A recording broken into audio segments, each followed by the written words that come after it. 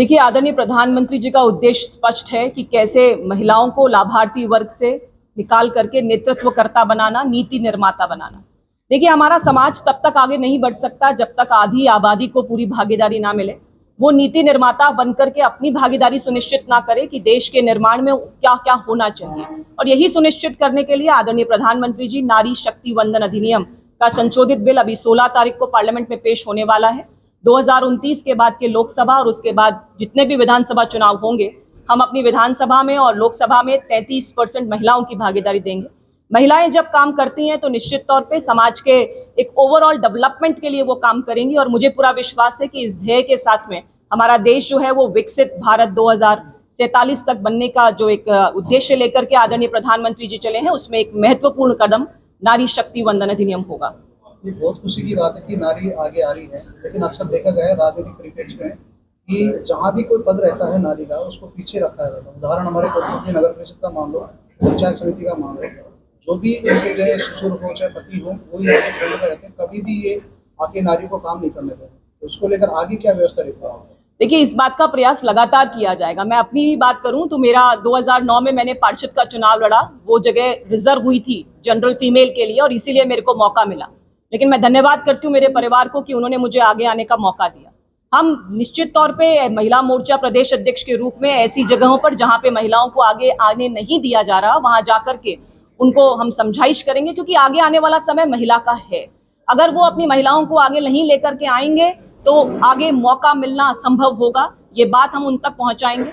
महिलाओं में वो टैलेंट है लेकिन उनको वो एक्सपोजर नहीं मिलता जो मेरे परिवार वालों ने मुझे दिया। मैं प्रयास करूंगी कि मेरा उदाहरण देकर के उन लोगों को आगे लाने का काम करूं। आप जो बात कह रहे हैं वो काफी जगह पे सही भी है, लेकिन कई जगह इंप्रूवमेंट भी हुआ है।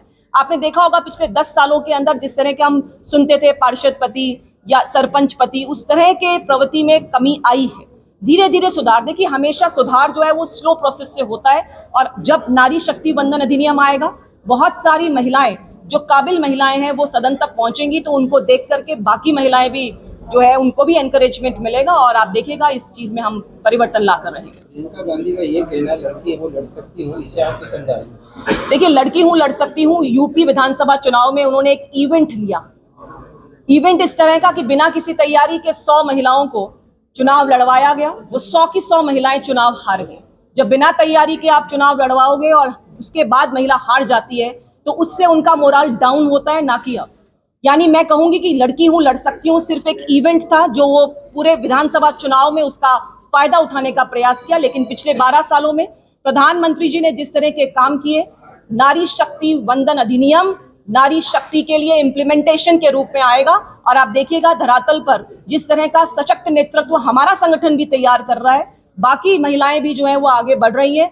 विधानसभा और लोकसभा में ऐसी स्ट्रॉन्ग नेतृत्व महिलाओं का आपको नजर आएगा। देखिए, नेतृत्व में महिलाएं, आरएसएस की अगर मैं बात करूं तो राष्ट्रीय सेविका समिति अपने आप में एक नया यूनिट है, अलग से यूनिट है, जो कि अपने लेवल पर जो समाज के अंदर काम होने चाहिए, अभी जो 100 वर्ष पूरे हुए उसमें पंच परिवर्तन का काम में महिलाओं की भागीदारी, राष्ट्रीय सेविका समिति की भागीदारी बहुत स्ट्रॉन्ग तरीके से की। हमारी पार्टी में भी मैं कहूँ अगर आपको, तो सबसे पहले वित्त मंत्री महिला हमारी पार्टी ने दी, विदेश मंत्री हमारी पार्टी ने दी, रक्षा मंत्री भी हमारी ही पार्टी के लोग आए। तो महिलाओं को आगे लाना, आज स्टेट के अंदर 10 महिलाएं जो है वो मंत्री के रूप में काम कर रही हैं, जो सबसे ज्यादा फिगर है। तो हमने लगातार इस बात का, चाहे हमारी पार्टी हो चाहे हमारा जो परिवार है, विचार परिवार है, वहां पे लगातार हम लोग महिलाओं को आगे लाने का काम कर रहे हैं, क्योंकि जो हमारा ध्येय है समाज का वो महिलाओं के उत्थान के बिना संभव नहीं है। और ये दोनों ही जगह पर आपको देखने को मिलेगा। हिंदुस्तान में नारी वंदन कितना प्रासंगिक लगता है? हिंदुस्तान में यत्र नारीस्ती पूजनते रमन्ते तत्र देवता की बात रही है, और आज जरूरत क्यों पड़ रही है नारी का वंदन करने की? देखिए, जरूरत इसलिए पड़ रही है क्योंकि बच्चियों के कंपैरिजन में बच्चे बहुत ज्यादा थे। वर्कफोर्स में हमें प्रायोरिटी नहीं दी जाती थी। कहने के लिए महिला को दुर्गा, सरस्वती, लक्ष्मी कहा जाता था, लेकिन अगर आप ग्राउंड पे देखते तो ये इम्प्लीमेंटेशन नहीं था। आज जब परिवार के अंदर भी महिलाओं को कई तरह की चीजों को सहन करना पड़ता है, वो तभी होता है जब वो आर्थिक रूप से स्ट्रांग नहीं होती। लखपति दीदी जैसा कंसेप्ट जो है वो महिलाओं को अपने घर में मान सम्मान दिलाने का काम कर रहा है। तो धीरे धीरे जो हमने प्रगति की है उसके अनुसार मैं कह सकती हूँ कि आज वर्कफोर्स के अंदर आज का डेटा है कि 41% महिलाएं हैं। तो ये परिवर्तन आया है पॉलिसीज के माध्यम से और इसका बहुत अच्छा प्रभाव आगे चल के हमारे देश के विकास में होगा। कांग्रेस ने भी अपने समय को बढ़ावा किया था, इंदिरा गांधी को प्रधानमंत्री रही, उसको कैसे देखते हैं? देखिए, यही बात मुझे हमेशा चुभती है कि एक महिला प्रधानमंत्री होते हुए भी उन्होंने कभी महिलाओं के आरक्षण के लिए बहुत सीरियसली सोचा नहीं। इतना समय लग गया, आज 75 साल से ऊपर हमारे देश को आजाद हुए, लेकिन महिलाओं की भागीदारी अभी भी बहुत सीमित है। आप राज्यसभा में और लोकसभा में देखेंगे तो 10-15% से ऊपर कभी महिलाएं होती ही नहीं है। हमारे राजस्थान के अंदर विधानसभा में 10% महिला विधायक है। तो जिस तरह की स्थिति हुई, कहीं ना कहीं पॉलिसी ब्रेकडाउन तो था ही, तभी तो महिलाओं को वो पूरा हक नहीं मिला।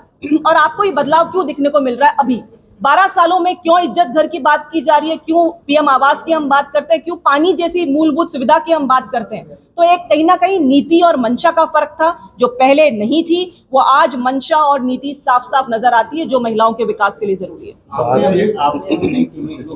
डॉक्टर्स भी हैं, प्रोफेसर भी हैं, महिलाएं हैं। मेरा सवाल ये है कि आप अपनी टीम में और भी बेहतर जैसे ग्रामीण प्रदेश की जो महिलाएं हैं उनको राजनीति की धारा में जोड़ने के लिए, लाने के लिए क्या प्रयास अपनी तरफ से करते हैं? देखिए, हमारे संगठन के अंदर 33% आपको हर जो डिपार्टमेंट है उसके अंदर महिलाएं मिलेंगी। हमारा तो महिला मोर्चा है, तो हमें सभी महिलाओं को लेना है।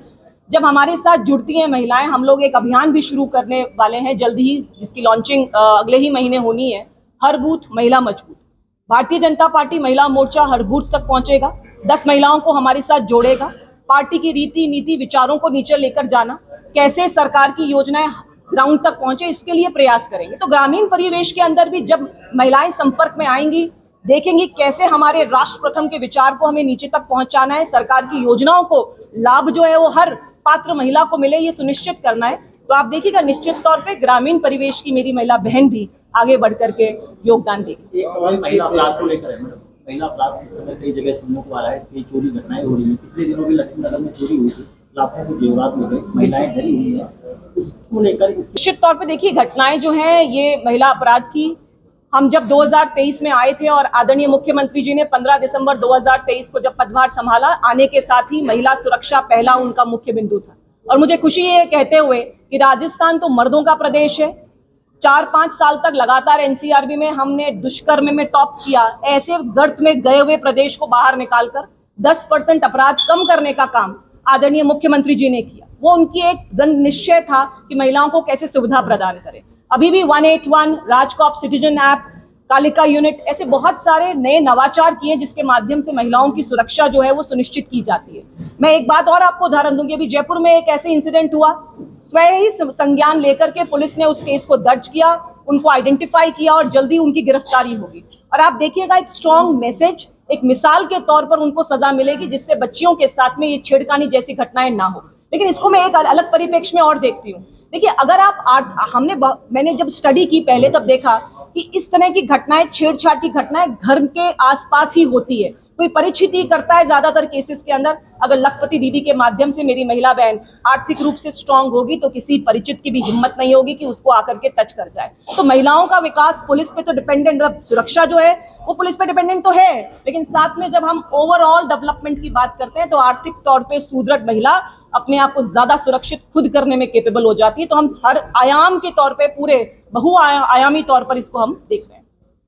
कांग्रेस की प्रियंका गांधी कहती है मैं लड़की हूँ, लड़ सकती हूँ, या राखी राठौर अपने तरीके से रचना कर रही है। बावजूद इसके इस समय सीमा सिंह का एक वीडियो बहुत वायरल हो रहा है, जो बहुत ही गलत तरीके से महिलाओं को एक तरह से लज्जित करने का कार्य कर रही है। उनका कहना है राजनीति में जो भी महिला जा रही है वो प्रॉपर तरीके से ना जाकर किसी दूसरे रूट से जा रही है। इसको लेकर आप क्या कहें? देखिए, अपने इंडिविजुअल व्यूज हैं, लेकिन हमारी पार्टी ने हमेशा मर्यादा, संस्कारों, और हम जिस विचार परिवार से आते हैं वहां तो संस्कारों की बात सबसे ऊपर की जाती है।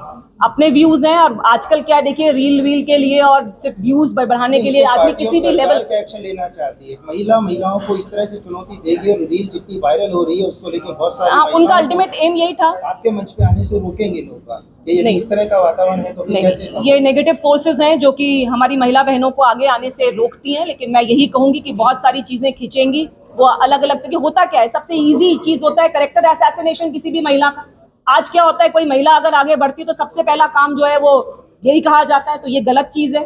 हम लोग इसको, क्योंकि हमें फर्क पड़ता था पहले, लेकिन अब कोई फर्क नहीं पड़ता इन चीजों से, क्योंकि ये सिर्फ और सिर्फ नीचे खींचने का तरीका है। परिवार वालों के साथ में, उनके विश्वास के साथ में हम लोग आगे बढ़ेंगे तो हर क्षेत्र में अच्छा काम करेंगे। आखिरी सवाल, नारी बंधन के लिए आप 9 दुर्गा के रूप में क्यों प्रस्तुत हैं? देखिए, ये अच्छी चांस की बात है, और 9 फिगर ही अपने लिए एक शुभ फिगर होता है। अभी तक तो दुर्गा, सरस्वती, लक्ष्मी आप कहते थे, अब हम बन के दिखाएंगे।